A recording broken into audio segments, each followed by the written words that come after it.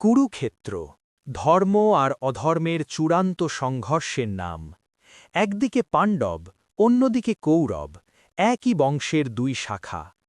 হস্তিনাপুরের সিংহাসনের ন্যায্য অধিকার পাণ্ডবদের হলেও দুর্যোধনের লোভ আর অহংকার যুদ্ধকে অনিবার্য করে তোলে।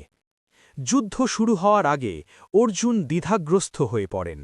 তখন শ্রীকৃষ্ণ তাকে শোনান শ্রীমদ্ ভগবদ্ গীতা, কর্তব্য, কর্ম আর ধর্মের অমর বাণী। 18 দিন ধরে চলে ভয়ঙ্কর যুদ্ধ।